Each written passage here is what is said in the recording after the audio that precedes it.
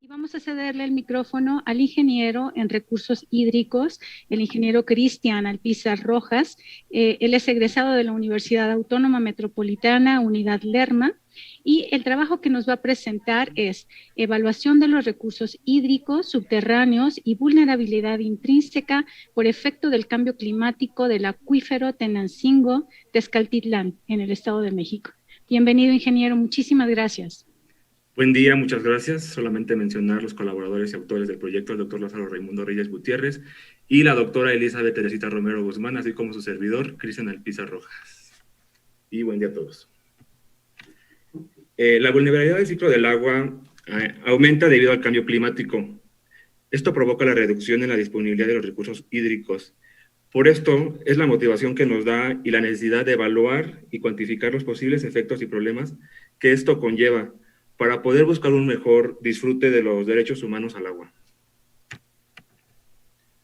La calidad del agua se ve reflejada de acuerdo con el uso que se le da al suelo, ya sea urbano o agrícola, así como las alternativas que influyen directamente en las tecnologías viables para su mejora. Para llevar a cabo este proyecto se plantearon tres metodologías principales y el primero es el Índice de Vulnerabilidad Acuífera, AVI, el Índice de la Conductividad Eléctrica Integrada, CI, y se hizo una evaluación de la fluctuación del nivel de agua. Como objetivo general, nos planteamos evaluar la vulnerabilidad del agua subterránea en el sistema de acuífero de San Agustín, Texcaltitlán, Estado de México. Para ello se propusieron algunos objetivos específicos, principalmente medir parámetros físico-químicos, identificar las zonas de recarga del sistema, así como evaluar la evolución del nivel estático del acuífero. Texcaltitlán se ubica en la parte sur del Estado de México. Su extensión territorial es de 142.45 kilómetros cuadrados. Cuenta actualmente con una localidad, con 33 localidades y una población de 15.824 habitantes. Dentro de la zona de Texcaltitlán se hizo otra delimitación que fue la zona de estudio. En esta imagen podemos observar las coordenadas y en esta zona se hicieron los muestreos, los sondeos y la medición de parámetros. Para cumplir con el objetivo general de estudio se propusieron dos metodologías. La primera de ellas consiste en la evaluación de los recursos hídricos subterráneos. En el proyecto se plantearon más cosas, pero solamente aquí se presentan las más importantes. Caracterización de suelo, evaluación de la fluctuación del nivel de agua, la calidad de agua, una exploración geofísica, y para los índices de vulnerabilidad acuífera se evaluó el índice AVI, el índice CI, y finalmente con toda la información se hizo un modelo conceptual de la zona. Resultados y discusión. Primero se hizo un análisis granulométrico. Para esto fue necesario recolectar 6 muestras de suelo en campo. Posteriormente las olas se pusieron a secar al aire libre y mediante esta resta se extrajo el porcentaje de humedad. Las muestras se disgregaron y posteriormente se pasó al tamizado. El tamizado se hizo con mallas de diferente tamaño y se registraron los pesos de cada retención por malla. En la gráfica de la derecha podemos observar la curva de distribución granulométrica resultante del análisis granulométrico. En esta podemos observar y se extrajo los datos de los diámetros retenidos en el diámetro 60, diámetro 30 y diámetro 10. Posteriormente, con los datos de la curva granulométrica, se pasó a obtener el coeficiente de conductividad hidráulica vertical. Para esto se utilizó el método de Breyer y Schlichter. Las muestras nos dan que el coeficiente de conductividad hidráulica vertical para el método de Schlichter es de 10.86 metros sobre día, mientras que para el método de Breyer nos dio de 34.61 metros sobre día. Después se hizo una evaluación en la fluctuación del nivel de agua. Para esto fue necesario hacer un monitoreo de 2 zonas y el río del Poblado. Se registró el nivel de agua por 21 días y se registraron las gráficas. La fluctuación del nivel de agua se obtiene mediante la fórmula de recarga, que es cambio de nivel de agua por el coeficiente SY. SY se obtiene del coeficiente de porosidad y el coeficiente de porosidad se obtiene también por el análisis granulométrico. Entonces, el parámetro SY nos da de 0.37.3 y el cambio de nivel de agua para la primer noria que se identificó en el poblado es de 0.04 metros sobre día. Por lo tanto, la recarga para la primer noria es de 0.014 metros sobre día. En la segunda noria, la suma de los cambios de nivel de agua nos dio de 0.037 metros sobre día. Por lo tanto, la recarga de esta noria es de 0.013 metros sobre día. Y posteriormente para el río de San Agustín, el cambio de nivel de agua nos dio de 0.013 metros sobre día y la recarga del acuífero es de 0.004 metros sobre día. Es importante recalcar que esto es donde principalmente influye el cambio climático. La infiltración se asocia al tamaño de grano, por lo tanto la recarga del acuífero es lenta. El acuífero libre está en contacto con la atmósfera y el cambio climático afecta en la disponibilidad de agua del agua subterránea. Esto a su vez altera el ciclo del agua y principalmente nos altera, se ve la alteración en el nivel de agua por la evapotranspiración que existe en la zona. Posteriormente se hizo una evaluación de parámetros físico-químicos del agua. Se hicieron 10 muestreos en diferentes zonas, tanto agua superficial como agua subterránea. Y se hizo una evaluación global de los parámetros físico-químicos. De acuerdo con la norma 127, límites permisibles de calidad de agua, podemos observar que la calidad de agua en el poblado es buena, pero posiblemente sea propensa a la contaminación. Se hizo una exploración geofísica con la técnica del sondeo eléctrico vertical. La técnica del sondeo eléctrico vertical consiste en inyectar corriente eléctrica continua con 2 electrodos al suelo. Los electrodos tienen que estar clavados y la corriente es detectada por 2 electrodos de potencia. Esto permite el cálculo de las resistividades aparentes. Y de acuerdo con el tipo de resistividad, es como se identifica el tipo de material que se encuentra en la zona. En la zona encontramos material de tipo arcilloso, limo, arena, grava y rocas ígneas y metamórficas. En la tabla de abajo podemos observar los límites en los que es detectado cada uno de este material.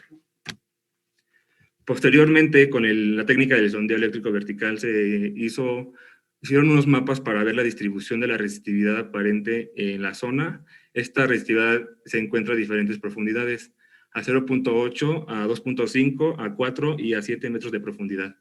Cabe recalcar que estas profundidades pertenecen al nivel de la zona no saturada. La imagen de arriba es como se ve como una panorámica y el perfil que se creó posteriormente es hacia la profundidad de 200 metros. Podemos observar que los tonos azules que se observan en las figuras corresponden a arenas limosas y arenas medias que corresponden al acuífero libre. Y en la imagen de la derecha también los colores que se asocian a azul y a cian se asocian con arenas y limos correspondientes al acuífero libre. Es el estudio y la distribución de la resistividad a 200 metros de profundidad. Se hizo la determinación del índice de vulnerabilidad acuífera, AVI. Para esto fue necesario contar con 2 parámetros principales. Uno de ellos es el espesor de cada estrato de suelo, que se obtiene con las imágenes pasadas de resistividad, y el otro es el coeficiente K de conductividad hidráulica vertical, que se extrajo del análisis granulométrico. La vulnerabilidad AVI se clasifica en extremadamente alta, muy alta, moderadamente alta, baja y extremadamente baja. Entonces se creó el mapa de distribución de resistencia hidráulica, esto para determinar las zonas vulnerables a la contaminación del agua subterránea, por lo que podemos observar que los colores rosas y morados se asocian con una baja vulnerabilidad, los colores verdes y amarillos se asocian con una moderada vulnerabilidad, mientras que los colores en azul y cian se asocian con una alta vulnerabilidad a la contaminación del agua subterránea. Posteriormente se hizo el mapa de la conductividad eléctrica integrada. Este nos muestra las capas protectoras del acuífero. Los valores que nos dan es de 0.2 a 5.8 siems y podemos observar que los colores azules nos dan una moderadamente alta protección a la zona del acuífero, mientras que los tonos en verde una media protección, mientras que los tonos en rosa y amarillo una baja y muy baja protección del acuífero. Igual se construyó el mapa de la resistencia transversal. Este es para las zonas de infiltración, qué tan rápida es la infiltración del agua y podemos observar igual que en los tonos verdes tenemos una alta infiltración, en los tonos de color cian tenemos una media infiltración, mientras que los tonos en azul tenemos muy baja infiltración. Los valores que nos dieron fueron de 0 a 26,000 un metro cuadrado. Finalmente, con toda la información recabada, se construyó un modelo conceptual. Este modelo conceptual se crea con la finalidad de ver el comportamiento del subsuelo y del acuífero. Podemos observar y plantear que a partir del análisis de hidrogeología, geología y particularmente de la geofísica, nos da un esquema del flujo y de la hidráulica subterránea. Aquí podemos observar las entradas y salidas del recurso hídrico y cómo se distribuye a lo largo de la región.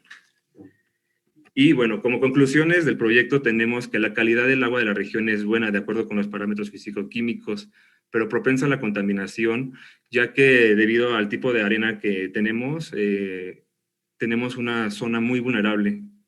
Los suelos en el área de estudio son principalmente de tipo arenoso, pues de textura media gruesa, con una porosidad efectiva de 0.36 a 4 y una conductividad hidráulica de 6 a 15 metros sobre día, que facilitan la infiltración del agua de lluvia. La recarga del acuífero es moderadamente lenta por la presencia de material arcilloso en la zona saturada y la fluctuación del nivel freático se debe a la evapotranspiración generado por los efectos del cambio climático. Y bueno, sería todo. Muchísimas gracias.